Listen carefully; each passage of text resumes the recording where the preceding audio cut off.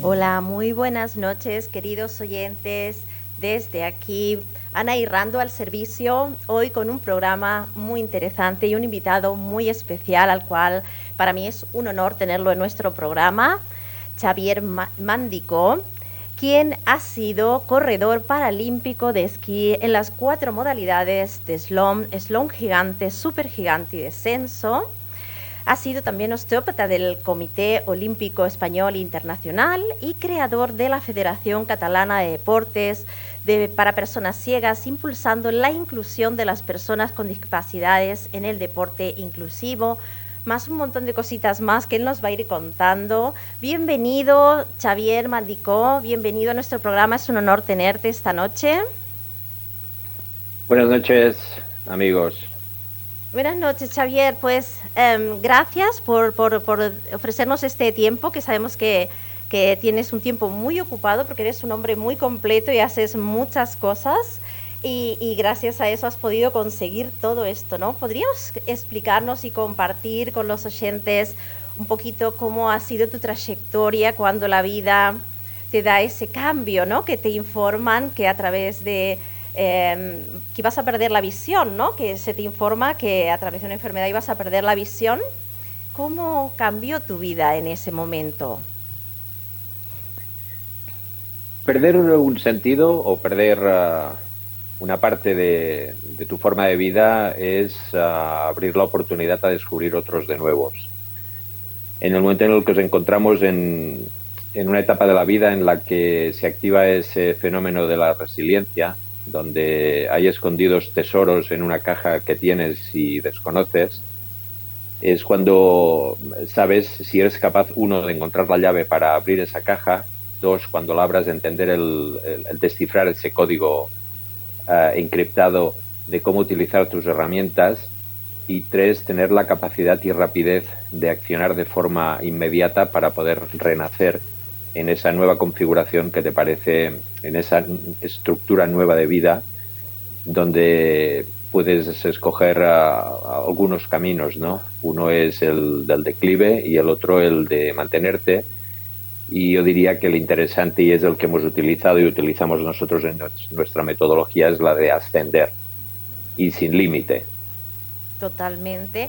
Y por lo que veo, todo eso te ha servido para realmente ser un gran deportista, llegar a lograr pues todo ese currículum tan maravilloso que tienes y todo eso incluirlo, ¿no? En el trabajo que estáis desarrollando. Cuéntanos. Sí, perdona, sí, era muy curioso, ¿no? Porque yo antes de perder la vista, me dedicaba al análisis y programación en la informática, y en aquella época yo ya era instructor de esquí profesional, volaba en parapén, y curiosamente cuando me diagnosticaron la pérdida de la vista, la pérdida progresiva de la visión, la primera pregunta que me hice delante del oftalmólogo fue, ¿pero no podré conducir? No me pregunté si podría escribir, andar autónomamente por la calle, hacer deportes. O sea, la primera pregunta era la que luego se convierte en el mayor exponente de la necesidad de una persona humana, que es desplazarse y tener autonomía. Fijaros que es la clave de, al final, todo nuestra base de trabajo basada en el concepto de la autonomía y el diseño universal.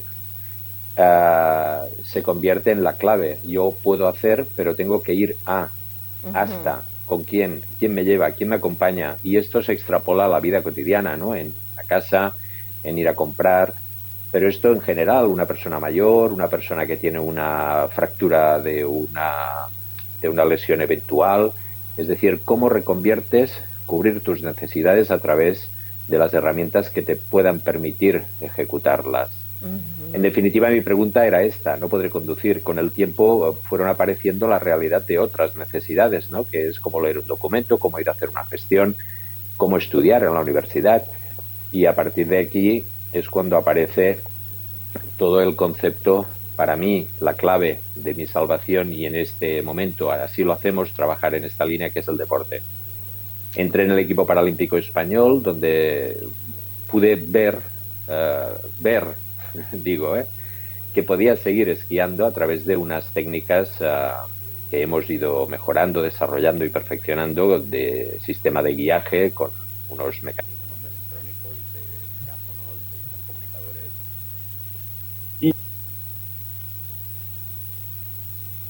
Se volvió a cortar. Hola. Este fármaco fue el que me... ¿Sí? ¿Hola? Sí, ahora te escucho. Sí. Ok. Fue mi fármaco, ¿no? Este fármaco fue el que me ayudó a poder mantenerme en la línea de poder continuar haciendo otros proyectos como los que iremos hablando, sí. ¿no? En este caso, empezar la carrera de fisioterapia, que fue mi primer punto de entrada. Uh-huh. Y cuéntanos un poquito en qué herramientas te basaste tú para poder superarte a nivel emocional, ¿no? A tener esa fortaleza que tienes para ir desarrollando todo esto. Y me hablabas los otros días cuando preparábamos un poco esta charla de la superdotación, que tú en un determinado momento de tu vida te diste cuenta de que tenías esa superdotación. Y explícanos un poquito en qué te basaste, en qué te apoyaste, ¿no? Un poco para que los oyentes puedan tener un poco ese ejemplo de que cuando pasan estas cosas tenemos que recurrir quizás a esa cajita de resiliencia. Pero ¿cómo lo hiciste? ¿Nos podrías contar? Yo me di cuenta de las dificultades que tenía que hacer los exámenes orales. Si nos ponemos en el contexto de una carrera donde tiene una carga en el entorno clínico, tenía que hacer una representación de la estructura anatómica, de la estructura ósea, es decir, hacer la carrera. En ese momento, cuando yo la hacía, no habían medios ni mecanismos para facilitarte la normalización del plan docente, y tuve que recurrir a herramientas que yo fueron estrategias, hasta el punto de que recuerdo que mis compañeros me pedían los apuntes. Grababa todas las clases en un magnetófono de los que habían antes con cinta de cassette, pasaba los apuntes en letras súper ampliadas, hasta el punto de que tenían los apuntes perfectos, ¿no? Todo esto me representó que acabé la carrera con una media de nota de un 8, que yo no me di cuenta hasta el cabo de los años, ¿no? Hay pequeños puntos en la vida que vas viendo que haces cosas distintas, pero tú las ves normales y consideras incluso que es porque haces un sobreesfuerzo para poder compensar la diferencia, ¿no? Poco a poco a los retos de la vida y cómo vas resolviéndolos, los aplicas muchas veces a la intuición, a la capacidad de poder tener que esforzarte más que los demás, pero viendo la trayectoria que vas teniendo, sin saber por qué, y viéndote siempre distinto a los demás, y viendo las cosas de una forma más amplia, y extrayendo conclusiones y viviendo los inputs emocionales, me voy a una frase que utiliza Howard Gardner, un gran doctor en la psicología, que fue el creador de la teoría de las inteligencias múltiples, donde dice que el creativo es el que siempre, el genio creativo es aquel que siempre de alguna manera genera la disidencia en cuanto a las teorías y en cuanto a las materias, para poder sentirse vivo dentro de la motivación de poder continuar generando proyectos que le mantengan el intelecto vivo, ¿no? Esto de alguna manera nos lleva a pensar, ¿no?, en estas grandes 7 inteligencias que están descritas, como bueno, algunos conocen, se dividen en la lógico-matemática, la lingüística, la espacial, etcétera. Pero hay una gran inteligencia que está allí colgada de todas, que se define como la octava inteligencia, donde esta cuesta un poco más poderla definir porque no se tienen parámetros de monitorización de la misma, que es la inteligencia espiritual, de alguna manera. Totalmente. ¿No? Y esta es la que surge cuando pasan cosas como estas, ¿no? Ahí ha de haber un equilibrio donde me voy a la comparativa de Annie Marquier en su libro La maestría del corazón, ¿no? Donde nos habla de esta diferencia entre el área prefrontal, racional, el área amigdalítica, que es la intuitiva, el cerebro primitivo, donde vamos luchando constantemente con esa intuición adquirida en la historia de nuestra trayectoria vivencial y nuestro racionamiento de lo aprendido en esta tierra, ¿no? Y tenemos un órgano ejecutor, ese que es el director de orquesta, el que decide en la balanza, que es el corazón, pero no desde un punto de vista místico, ¿no? Sino desde un punto de vista... Sí, totalmente real.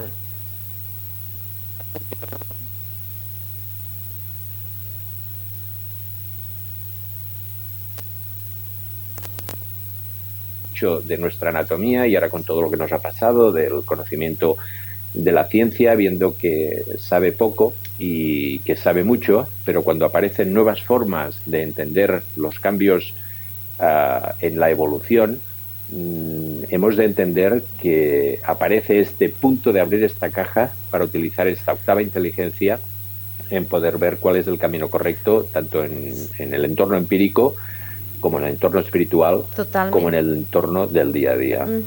Y esto que estás diciendo de abrir esa cajita, podríamos decir que en lo cotidiano las personas es lo que tendrían que trabajar, esa apertura, el amor propio, ¿no? La superación por amor a la vida, ¿no? Yo esto lo interpreto como cuando te conectas con el amor a la vida, ese latido del corazón que te mantiene vivo, dices, bueno, he venido aquí a vivir, ¿no? Y a vivir vivamente, o puedo elegir vivir vivamente o puedo elegir vivir, pues, desde la negación, ¿no? Y en tu caso, pues, elegiste total y absolutamente vivir vivamente, y ahí también se expresa la conexión de esa parte espiritual, ¿no? Aquí aparecen los mágicos ángeles que definen escogerte a ti, que son los hijos. Totalmente. Los hijos vienen a enseñarnos siempre a que sepamos quién somos y quiénes hemos sido y quiénes podemos ser.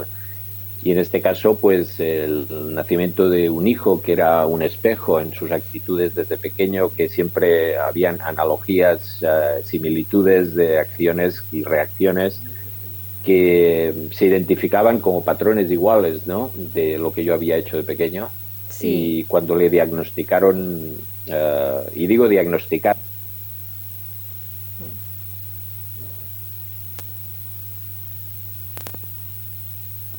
tener unas altas capacidades, una superdotación. Entonces, como la mayoría de todos los profesionales en la psicología y la psiquiatría determinan, ¿no?, que los padres descubrimos nuestra alta capacidad, nuestra superdotación a través de nuestros hijos. Uno, porque ahora hay medios de diagnóstico mucho más afinados, y dos, porque en este momento, no como debería hacerse, se atiende más a saber gestionar, no tanto para tener futuros genios aprovechables por la sociedad, sino para gestionar la alta intensidad emocional con la que se vive esta capacitación, para aprovecharla en el bien de uno mismo y posiblemente a través del retorno en la sociedad del talento en aquellas áreas en las que podemos ser útiles para ayudarnos y ayudar a los demás. Totalmente. En la materia que nos toque.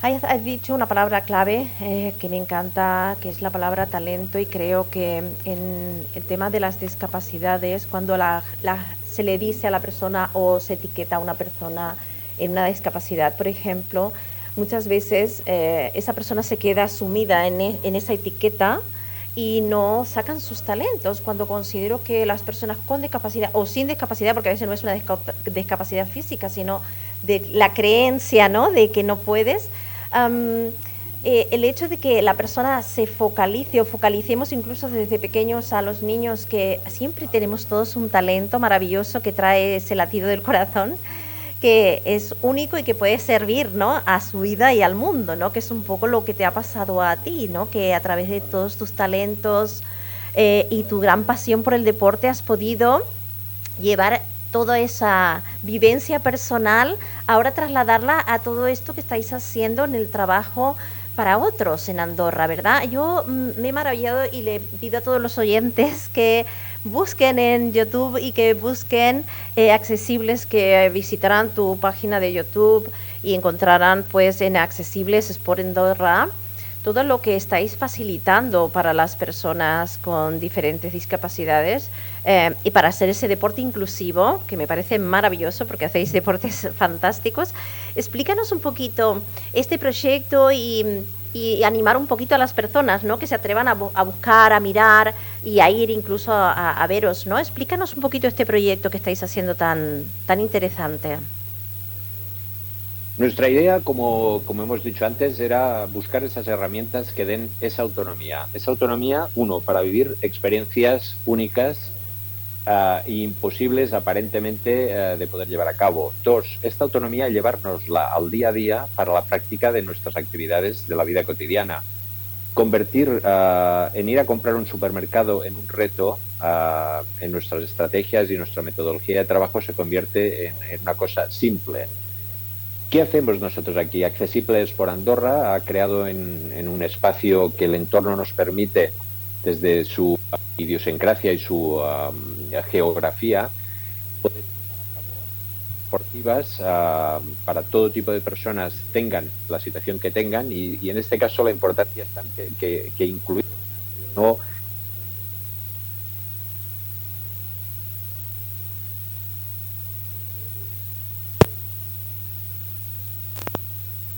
o tener una lesión medular o una ceguera y poder llevar a cabo estas actividades que están coordinadas por profesionales que tenemos formados en el Principado de Andorra a nivel oficial, donde podemos esquiar, hacer esquí de montaña, escalar, hacer bicicleta, hacer trekkings, y todo esto en una metodología que extraemos desde el concepto de las inteligencias múltiples. Es decir, nuestro trabajo no está solo enfocado a poder tener una actividad lucrativa que sí, pero tiene un fundamento y un trasfondo de poder llegar a extraer este potencial que tenemos a nivel biomecánico, a nivel fisiológico, a nivel psicológico, para podernoslo llevar a nuestra casa y poderlo compartir, utilizar con nuestras familias.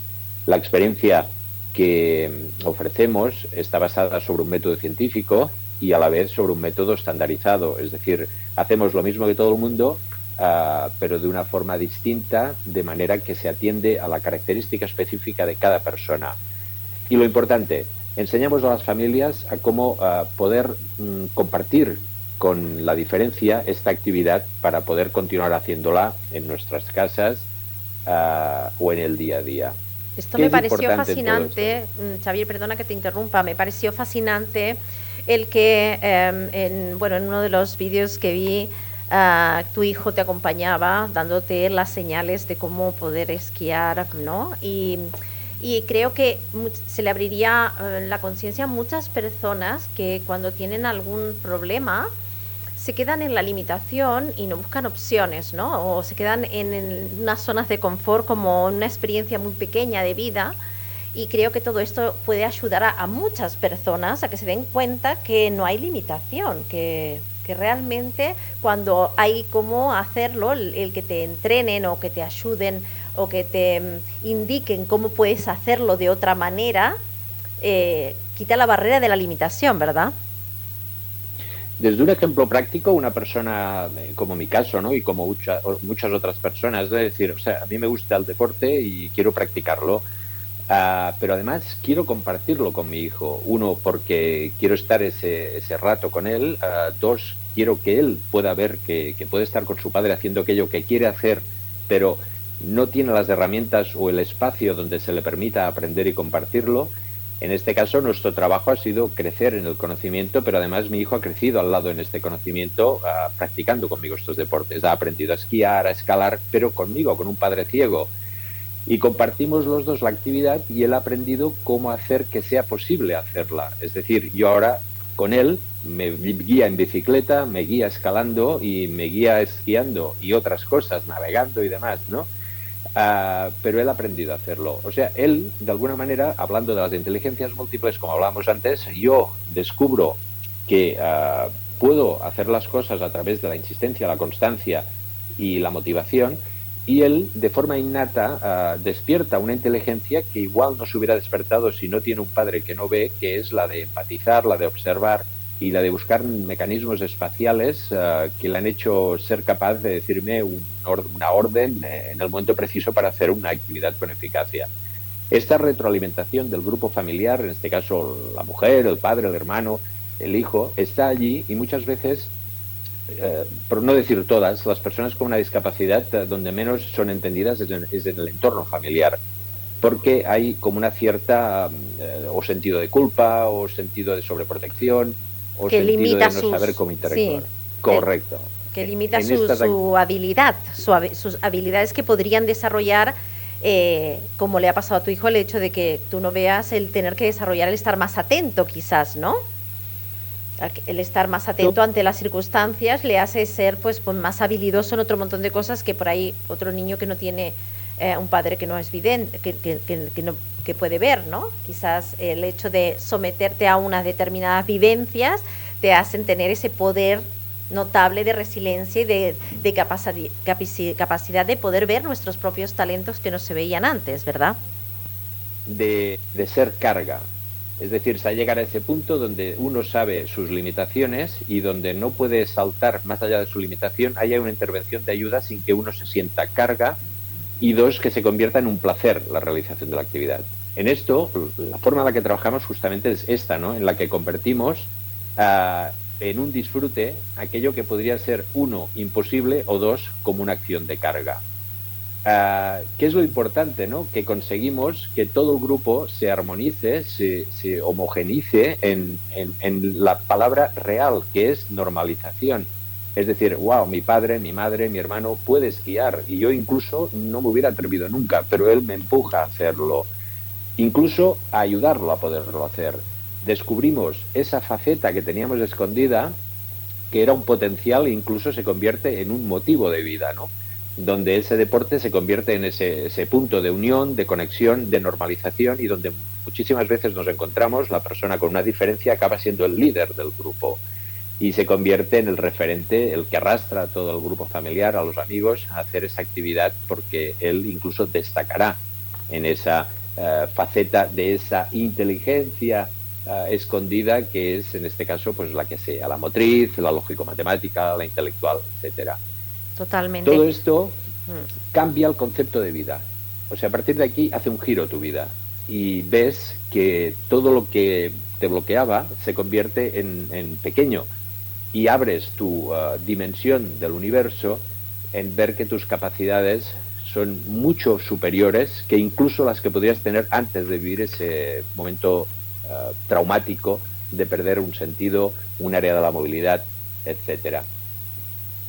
Sí, es como utilizar todo lo que está ocurriendo y traspolarlo a que realmente es una gran oportunidad que da la vida, una gran oportunidad que da la vida para expandirse, ¿no? Y expandir la conciencia, expandir la habilidad, expandir el talento y ese gran poder de resiliencia que todos los seres humanos tenemos, pero no todo el mundo lo desarrolla porque a veces hace falta estos movimientos, ¿no? Para que una persona desarrolle todo, ¿no? Nosotros tenemos una serie de eslogans que definen todo esto, ¿no?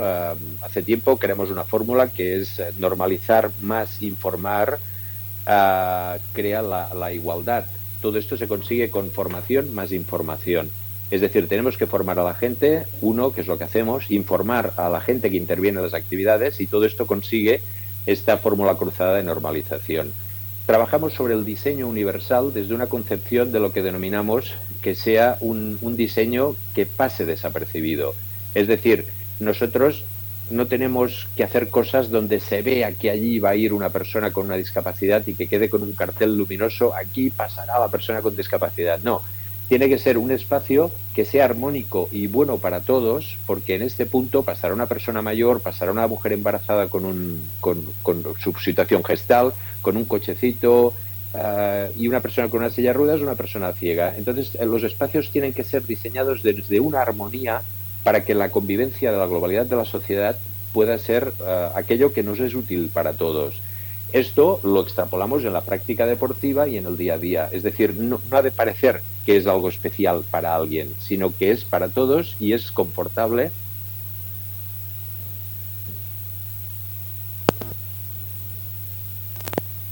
Que quiere, o poder descubrir que puede hacerlo sin saber que nadie le ha dado la oportunidad de descubrirlo. Esto es lo que hacemos en Accessibles for Andorra, en un proyecto internacionalizable donde la gente puede venir aquí o nosotros podemos exportar toda esta idea de trabajo, donde damos estas oportunidades de conocimiento, formación, aplicación y, en definitiva, lo que damos es salud, ilusión, motivación y, como no, espiritualidad.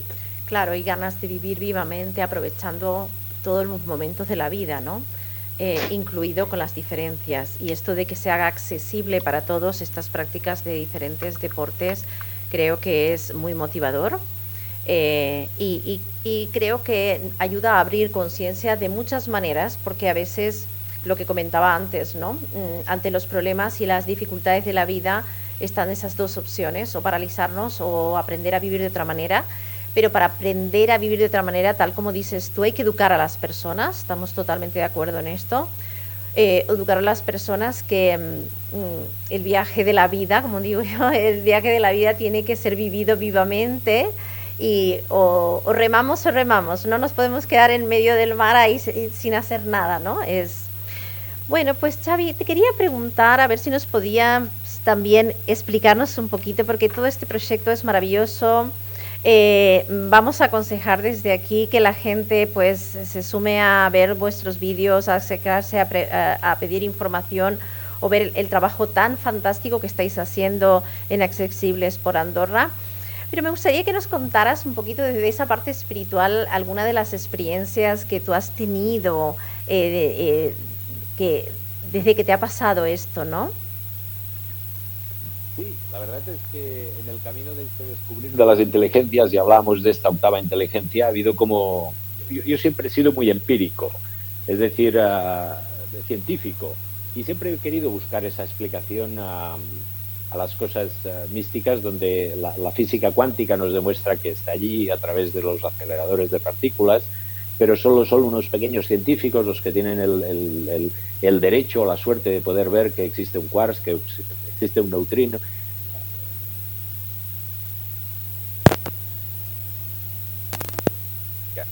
Y bueno, he tenido hechos empíricos, es decir, científicos, de la existencia de que esta inteligencia intuitiva emocional puede llegar a hacer una proyección de nuestros pensamientos materializándose en una realidad. Una anécdota que te explicaba fuera de micrófono, que esto es documentable, ¿no? Es decir, ¿quieres empirismo? Aquí lo tienes, el universo te lo da. Recuerdo cuando pedí mi primer perro guía en Estados Unidos, en Detroit, en una gran escuela que trabaja en la otorgación de perros para darnos esta autonomía de la que hablábamos al principio, ¿no?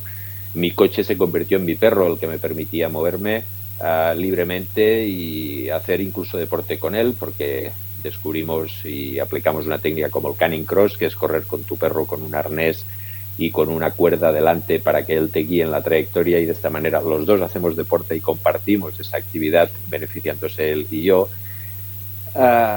Me llamaron de Estados Unidos para poder ir a buscar mi perro, pero antes de que me llamaran yo tenía un ritual cada noche de San Juan, una fiesta celebrada muy tradicionalmente en nuestro territorio, donde yo me bañaba en el mar y debajo del mar a las 12 exactamente de la noche pedía deseos.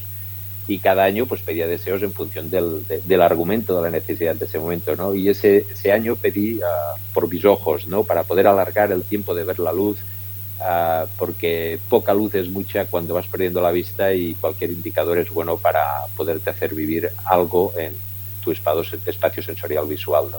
Y puedo ir por mis ojos, mis ojos, mis ojos. Mi sorpresa era que cuando me llevaron de Estados Unidos, fui a buscar mi perro, y delante de todo un protocolo que hacen en Estados Unidos, así muy americano, muy interesante, de poder entregarte al perro, pero en el momento en el que crean que estás preparado. Ellos hacen una preselección del perfil del perro con tu forma de andar y demás. Y me dijeron, solo aquí está la correa de tu perro, que aún no conoces, y su nombre es Macá, M-A-K-A. Y yo pregunté, ostras, porque en nuestra lengua la palabra Macá es bonita, es una palabra femenina. Y dije, ostras, es una hembra. Dice, no, es un macho, y el nombre de Macá quiere decir ojos en la lengua hawaiana. ¡Guau! ¡Qué impacto! Pero, claro, ostras, no sé, ¿sabes? Igual es típico en Estados Unidos o en esta escuela ponerle ojos al nombre de los perros, pero no, porque él había estado educado en las familias de acogida que intervienen en el proceso educativo de familiarización en el entorno de la vida cotidiana. Eran una familia que eran residentes en Chicago, pero también tenían orígenes hawaianos, ¿no? Hasta aquí la sorpresa, pero sobre todo el impacto tremendo fue cuando me fui de Estados Unidos y me dieron toda su documentación con su ficha técnica, y al llegar aquí tuve que leer los documentos para el veterinario y ponía claramente, que esto lo tengo enmarcado, que había nacido el día 24 de junio, es decir, el día de San Juan, de ese momento donde yo estaba pidiendo ese deseo. El impacto fue de una magnitud tan grande que a partir de ahí me di cuenta de que estamos acompañados por nuestra dualidad de esta capacidad de proyección, de esta capacidad de materialización, y que hay algo que está fuera y dentro nuestro que puede hacer que nuestras ideas se materialicen en una realidad.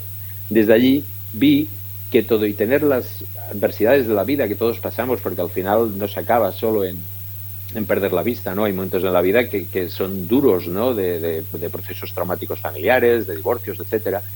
Pero te das cuenta de que siempre estás acompañado de algo que es más fuerte que tus decisiones, que son tus pensamientos, y aquí volvemos a tu corazón, que donde tú enfoques tu trayectoria se convertirá en una realidad que te hará ser feliz, y que estamos acompañados, siempre. Este es un mensaje maravilloso que acabas de dar, y creo que es así totalmente. Siempre estamos acompañados y realmente nos oyen, ¿no? Nos oyen de alguna manera, y que el universo está en nosotros y nosotros estamos en un universo. Fantástico tu relato y maravilloso. En toda tu trayectoria, realmente has estado muy, muy ligado a tu parte espiritual y a tu parte deportiva, ¿verdad? O sea, es como que tu parte espiritual y tu parte deportiva se ha hecho una, quizás. Sí.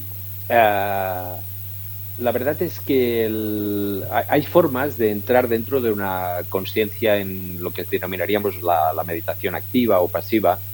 Yo practico muchos deportes y siempre digo, yo cuando esquío pienso, porque mi cabeza no para de pensar. Yo siempre estoy analizando, procesando, creando. Cuando voy en bicicleta, todo, y bajando por unas pendientes increíbles, voy pensando. Cuando corro, todo. Y me di cuenta, en un concepto desde la filosofía taoísta, del fluir, del integrarse en el elemento, que en el único deporte donde no podía pensar, y lo pude compartir con otros compañeros, era escalando. Entonces quise investigar en esta materia, ¿no? Dije, ostras, ¿qué pasa en el escalar que no pasa en los otros deportes, ¿no? Y fue muy interesante porque llevamos a cabo un trabajo de investigación donde escaladores profesionales les hice tapar los ojos y escalar las paredes que yo escalo, pero con los ojos tapados. Y todos llegaban a la misma conclusión, ¿no? De que en este momento, como estás fuera en una bicicleta estás en el suelo, esquiando estás en el suelo. Pero allí no estás en el suelo, estás levitando, estás suspendido, y tienes que, uno, confiar en la persona que te está sujetando la cuerda de seguridad. Dos, tienes que confiar en tus pasos, en la búsqueda, en este caso a través de la estereocepción táctil, es decir, con el tacto de las manos y los pies, en esa presa que te garantice la seguridad de poder avanzar en la trayectoria de la escalada. Y, en definitiva, es una forma de conseguir este concepto de meditación activa, donde a través del movimiento de la psicomotricidad, del patrón cruzado, del gateo y de la suspensión en los primeros momentos de nuestra vida, de cómo es ponerse en pie, cómo es empezar a tomar los primeros pasos, cómo es empezar esa palabra que ha salido muchas veces de conseguir la autonomía para poder llegar a un objetivo libremente para la supervivencia, allí se nos rompen todos los patrones. Y de alguna manera, en este ejemplo tan práctico, tan realista, donde hay estudios y trabajos en psicología en cuanto a lo que sucede cuando hacemos una actividad como la escalada, ¿no? Donde 6 de cada 10 personas que conozco que escalan me dicen, yo tenía miedo a las alturas y estoy escalando. Y la reflexión mía es decir, igual no era miedo a las alturas, seguro, porque si no, no seguirías escalando o hubieras aumentado en tu nivel técnico. Igual eran miedos que se extrapolaban a la altura, que así se demuestra que eran miedos a afrontar la realidad de las cosas, a confrontarlos a nuestro padre, a nuestra madre, a nuestro hermano, a nuestro trabajo, sí, que se convertían en algo que es un elemento más tangible, más realista, no es decir, la altura me da miedo, no, te da miedo esto otro, porque allí se demuestra en este caso de que puedes afrontarte a ti mismo y allí sí, en este momento de la práctica deportiva, como cuando hacemos los viajes en globo, en personas con cualquier tipo de discapacidad, o sea, ahí estás fuera de tu entorno, de tu pensamiento, de tu bucle de incapacitación, de imposibilidad de poder encontrar la herramienta de resolver. Y en definitiva, la herramienta deportiva llevada con nuestra metodología nos hace descubrir ese famoso yo que no queremos escuchar porque nos da miedo pensar que pueda decirnos la verdad. Qué bueno mensaje acabas de dar. Y qué bueno que a través de esas diferentes disciplinas pues la persona pueda encontrar su yo, que creo que es lo más importante de este viaje, ¿no? De este viaje de la vida, porque vivir toda una vida sin saber quién somos, esto pues es como pasar por la vida sin saborearla. Entonces creo que has dicho un mensaje subliminal, que es realmente poder encontrarnos con nuestro yo. Bueno, y por último, Xavi, porque nos queda muy poquito tiempo, hay una frase que conversamos el otro día que me dijiste: la superdotación me salvó de la ceguera y mi hijo me salvó de la superdotación. ¿Quieres agregar algo, compartirnos algo de esta frase? Porque me suena una frase fantástica.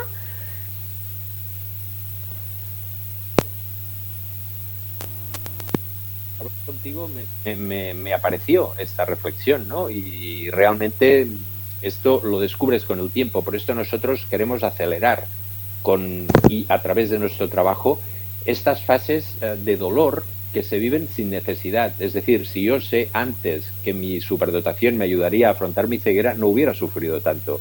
Y si yo hubiera sabido que mi hijo me hace descubrir la superdotación, me voy más atrás y aún hubiera sufrido menos.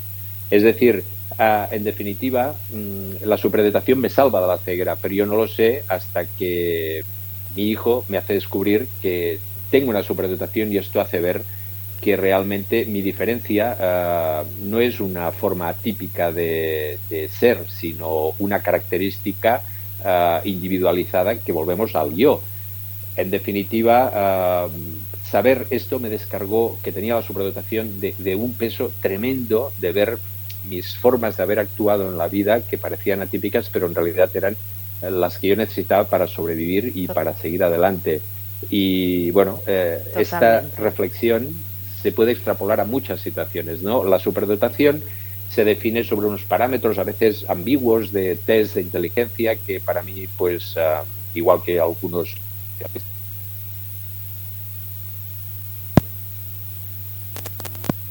talento, todos tenemos una capacidad y lo que hacemos es extraerla para poder utilizarla para vivir mejor y que ésta nos ayude a compensar aquellas en las que no somos tan talentosos. En definitiva, la superdotación yo la extraería, la extrapolaría de decir, vamos a buscar nuestro talento para vivir mejor y atenuar nuestros no talentos para que se conviertan en algo complementario a lo que podemos definir como nuestras virtudes y nuestros defectos, pero que realmente la virtud se convierta en el todo y el defecto sea un complemento compensable por nuestra virtud. Totalmente. Y con lo que acabas de decir voy resumiendo que una de las cosas importantes que creo que todos estamos de acuerdo, que el saber, el comprender cómo funcionamos emocional, mental, espiritualmente, físicamente, nos puede ayudar a sufrir menos. Totalmente. Afirmativo, estoy de acuerdo. Y creo que estamos en un momento que si utilizamos nuestra inteligencia emocional, que esto es lo que ahora tenemos que despertar todos, aprenderemos más y sufriremos menos buscando, siendo buscadores de respuestas y adentrándonos profundamente en ese yo, ¿no? Que es la magnificencia del ser que realmente está viviendo esta experiencia en el cuerpo, ¿no? Bueno, Xavier, pues muchísimas gracias por acompañarnos en este programa. Gracias, todo lo que nos dices es súper interesante. Y bueno, pues que si te quieren conectar contigo, lo hacen a través de, no sé si nos quieres decir, de Accesibles por Andorra, o hay alguna página web concreta que tú nos quieras dar para que la gente pueda acceder a vosotros. Sí, nosotros estamos en Instagram como Accesibles por Andorra, en YouTube, los canales de comunicación. Ahora mismo estamos creando una web justamente que será la primera central de reservas de actividades deportivas para personas con discapacidad. El desarrollo de la misma es complejo porque tiene que ser una página armónica con la necesidad, es decir, tiene autonomía, ¿no? Entonces los canales son con nuestros correos electrónicos que están en la página de Accesibles por Andorra, mandico@fisioterapeutes.org, ya os lo pasaré,